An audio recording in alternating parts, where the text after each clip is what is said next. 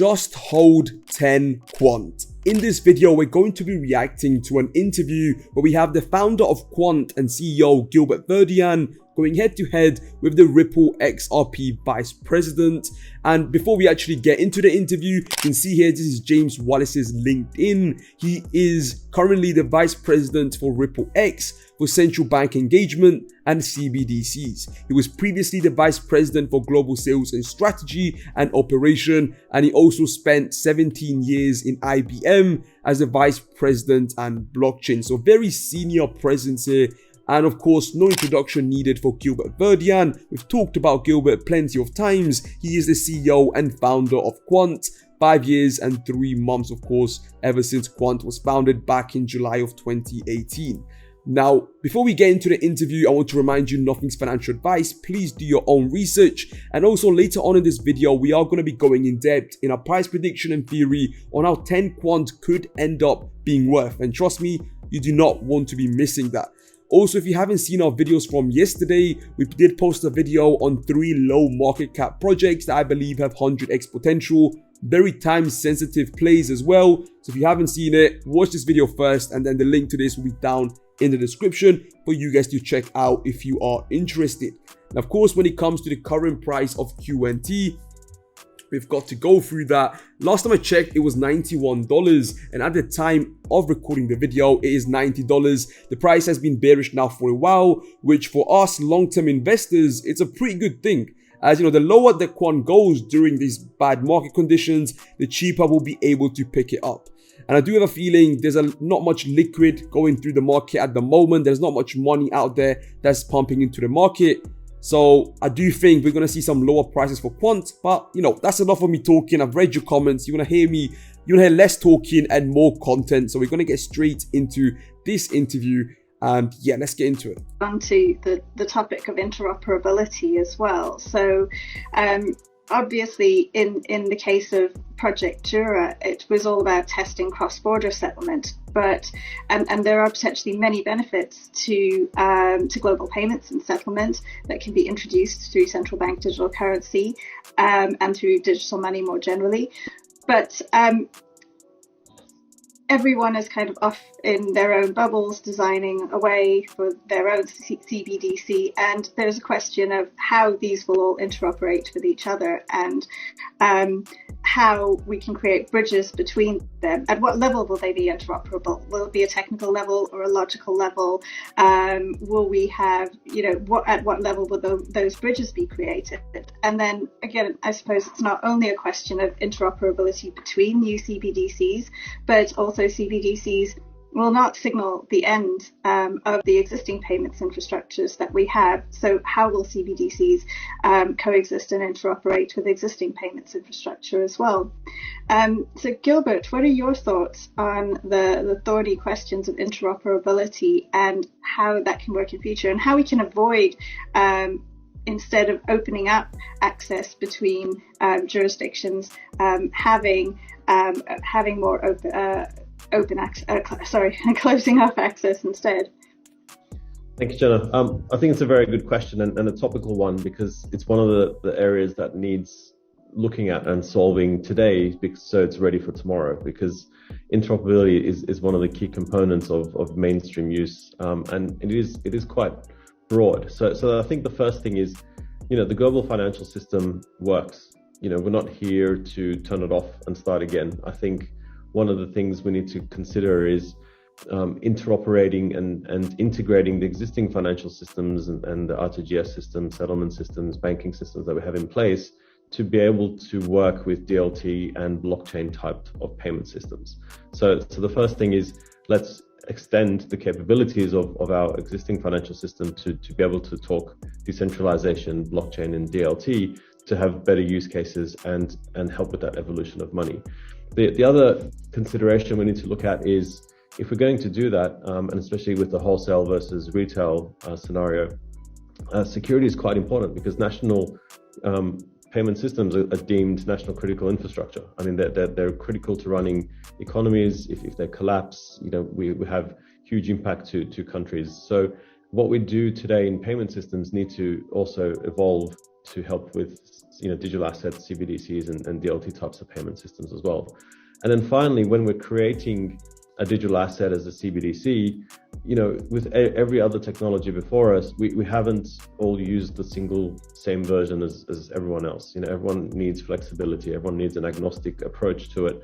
And so we need to allow participants to the interbank network, which is usually going to be the wholesale interbank network, to bring their own DLT, which are the commercial banks, and for them to run digital assets in terms of wholesale or retail CBDCs that can work across the different types of technology stacks, but also across the different types of borders as well. So doing all of this is quite complex, and a good way to go ahead as an industry is to create standards and follow that and work together. I think there's a great and enormous opportunity to transform the financial system. It doesn't come often, it's every 30 years or so, and having standards-based approach is kind of a right way to allow everyone to bring the best of their expertise around governance, legal, cybersecurity, technology, etc. So we can all have standards that can actually work for the technology that we're building together. Now that's the end of the first segment of this clip. Now there is going to be another video we're going to be posting in the next 2 to 4 days, where we'll be reacting to the second part of this interview, where let's just say it gets better, right? Now in this first part, Gilbert pretty much went through how Quant is playing a fundamental role in transforming finance and the interoperability side of things as well for when it comes to QNT. Now, moving on to our price prediction for when it comes to QNT, and how we mentioned that 10 QNT is enough. Now, what do we mean by 10 QNT is enough? Now, of course, that is just not even a figure of speech, but more of like just a way to say that Quant is going to be very valuable by the time we get to the next crypto bull market in 2024. If we look at the ATH of Quant is of course $400. Since the previous bull market back in 2021. If it does the bare minimum and does that 5x and beats the ATH, that would be a 5x your 10 QNT, which at the moment would be worth approximately $900. That would be around $9,000. Now of course that is if it does the bare minimum, and if Quant's lowest price stays at $90. As I said, I think Quant will be much lower price. It will go lower simply because there's not enough money pumping back into the crypto market as of now. If the ETF approval comes into play, we'll definitely see a change in that. But for the time being, I do think Quant is going to see some lower prices. Now, going back to my point of 10 Quant, right? So first of all, you got to understand that QNT is going to be one of those projects that will have genuine utility for the big names, right? By that I mean central banks, nations, countries will have to use, Quant technology to launch their CBDCs. Now, there's actually a tweet posted by constructiontrader.eth. The British pound is one of the strongest and oldest currencies still in use today. The British digital pound is the same. It will need to be fully interoperable, as different world currencies will be built on different blockchains and ledgers. QNT is only one who's proven to provide full interoperability, which even computer wants to use the digital pound, it will need the overledger on it. We're talking about millions of computers worldwide will have overledger installed. These opportunities don't arise often, and opportunity is QNT. Act accordingly. Now, just thinking about this and the fact that many nations, central banks, major companies will have to have Overledger installed, and to get hold of Overledger, they will need to spend a significant amount of money on the QNT token. You can see here the pricing of Overledger is based on specific companies and central banks. You can see here the Quant Overledger pricing isn't actually set, and will be priced on a case by case depending on several factors. So you can imagine if a nation comes and like a nation's government comes in and wants to use Quant's technology, which we're already seeing many countries being linked to Quant. You can only imagine this pricing will be huge, and there'll be massive buy pressure on Quant. And of course, we got to keep in mind of the low supply of Quant, which is only 14.8 million approximately. With all that buy pressure coming in from not retail investors, but central banks, governments, big banks and companies, we're looking really at 5x is out of the window, a 10x is out of the window. Quant really is, in my opinion, going to be a $1 trillion company, valuation wise, right? It is going to be $1 trillion company. There's no question about it.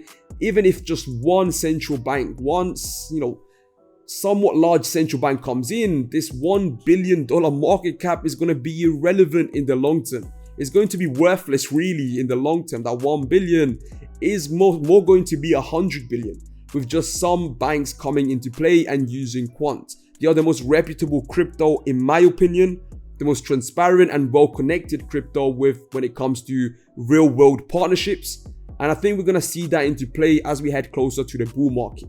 So that's where my reason comes in that 10 Quant is enough. If it reaches that $1 trillion market cap, guys, you're looking at quite literally at 1,000x from a $1 billion market cap. And sure, that might be in 5 to 10 years, but that, in my opinion, is going to be inevitable if Quant keeps going at the rate it is going with. And I'm not talking about price action and price, because in my opinion, that's irrelevant. We're talking about its partnerships and off Web3 developments, just general business developments and what they're doing, right?